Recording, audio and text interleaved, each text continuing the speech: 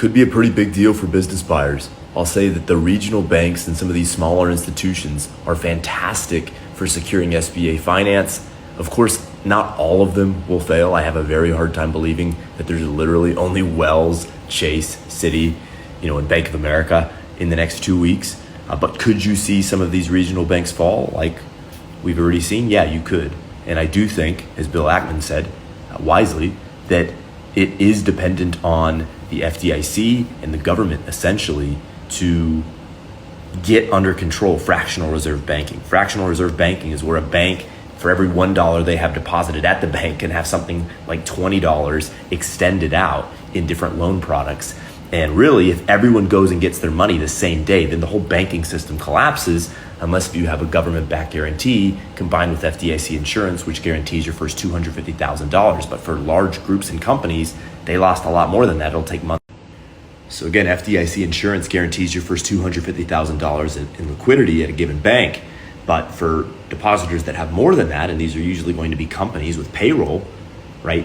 Those monies after 250K are not necessarily guaranteed. Now, it looks like analysis of Silicon Valley Bank's balance sheet suggests that they do have essentially dollar for dollar in assets. Those assets they're just in longer term instruments. They can't get the money back tomorrow, right? Bonds and things of this nature, T-bills. But in any event, there is a big question about what is going to happen with banking. Keep an eye. This could really impact how much interest rates can continue to go up, if they can continue to go up. If we have a financial collapse, and I don't want to get too fear-mongery but there is a possibility that this is the triggering event.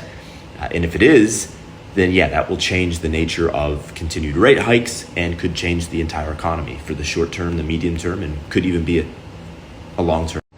And could even be a long-term item that we think about for decades. We'll see. I don't want to go so far as to guarantee that or necessarily even predict that, but it's one of the options that could play out. All of that being said, if you are somebody who has a lot of liquidity in one given bank, especially if it's a smaller bank, I might think about what I wanted to do with my money. Think about the FDIC insurance topic we just discussed. But then if you're really like most of you may be, and you're trying to buy businesses like I do, you're trying to buy assets, the cash flow, then really get back to first principles or kind of a basic thinking of business and economics.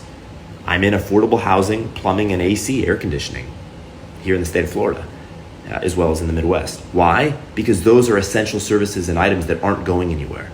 So think to yourself, am I getting into a business or a line of business that is resistant to an economic downturn, a sharp economic downturn? Think about it. Will people still want and need your product or service or services if the economy vastly changed? In our case, and I just use this as an example, people will need to continue to invest in their plumbing and invest in their air conditioning, and affordable housing is still a fundamental need. And so that's why I'm in the business lines that I'm in, and this is what you want to think about. But if you're in the right business line, in the right sector, the right vertical, then this is a great opportunity to double down and really look to expand. When there is fear in the market, you will get the best deals. I've seen this repeatedly. I saw it in 2020 in particular. 2020 was a great year to do deals.